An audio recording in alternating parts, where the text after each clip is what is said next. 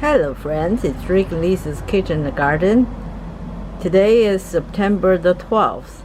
I'd like to give you a tour to my garden and see what is happening. The columbines are in their second bloom. They are very, very beautiful.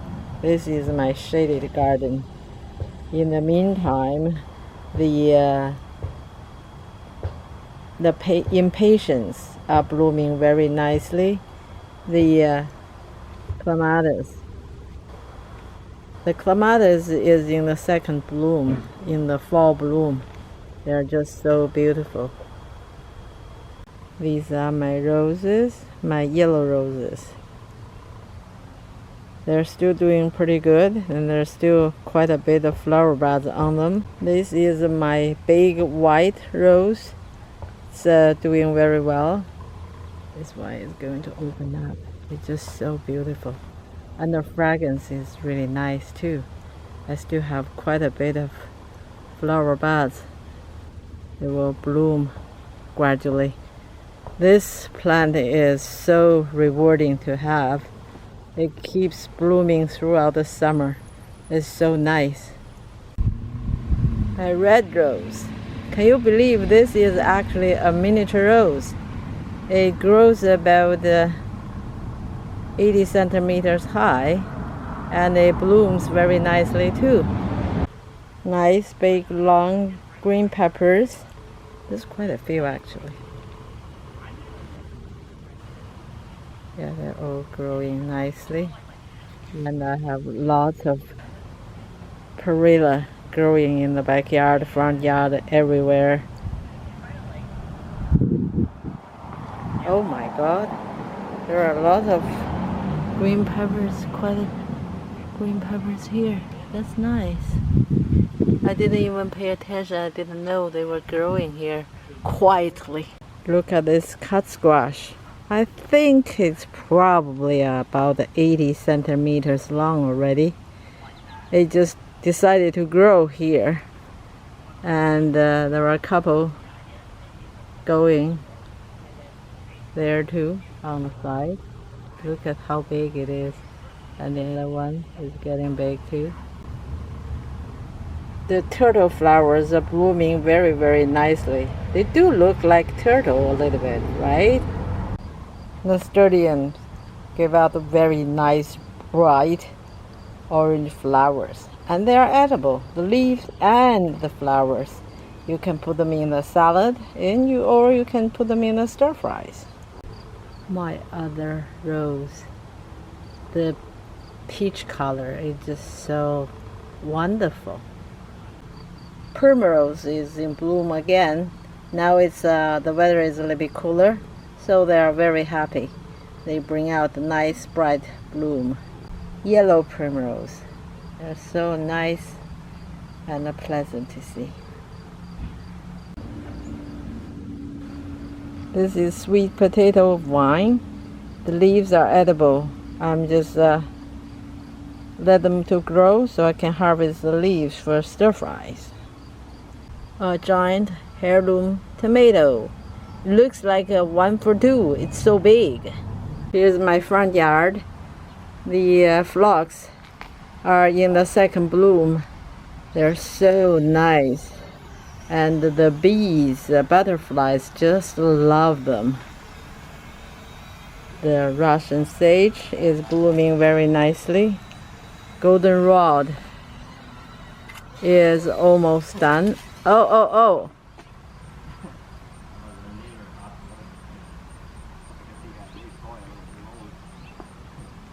The flowers are doing very well. Phlox, the white phlox is in the second bloom.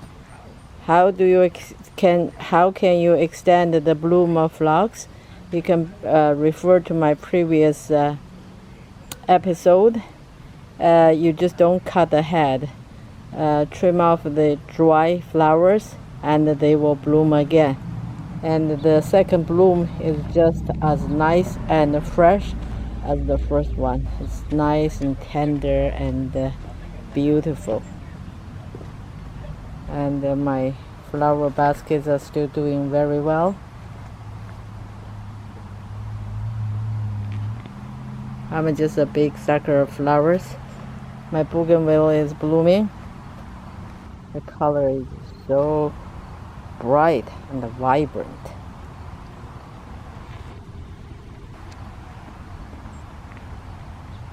That's called the autumn joy.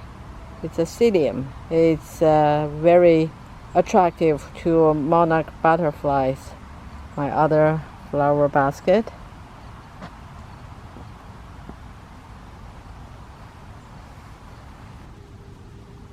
Marigold. Blanket flowers. They're just so nice. They're nice and bright and happy. And red aster. They start early actually. And look at the color of the cosmos. They're just so nice. And the golden finches like them so much. They come to play and look for food in these plants all the time. The cucumber plants are starting to show some aging signs, but it's still producing nice fruits, nice and big and juicy. We have harvested a lot of cucumbers from these plants, and I planted the cucumbers with some bean plants. This is the kind of beans I planted. It has a little bit purple stripes. It's very tasty. Indian gourd is getting really big. I'm letting it to grow old so I can use it as a container. I have another one here. It's getting pretty big. And there are some smaller ones forming. So hopefully I'll get a couple of younger ones you can eat. They're pretty nice, very refreshing. Look at this monster cut squash. It's big. And here's another one. Oh, the screen is not even big enough. Here's another one. And there's another one there. I got a couple of cut squash, you see. They're like two door beams. And I have a buttercup on the top. And for some reason, the cut squash hybrided with the buttercup squash. No, with delicata squash, and they produce this kind of hybrid squash. There are a few with stripes on them. This is the hybrid squash. I think it's between cut squash and delicata squash. That is very interesting. I'll let you know how it tastes when it's mature enough to harvest. And I have a cut squash growing here too. They're just very free-spirited. They grow everywhere. That's one. There's another one. And here there were two, and I harvested the 5 already. They just keep coming. And there's one right on the top.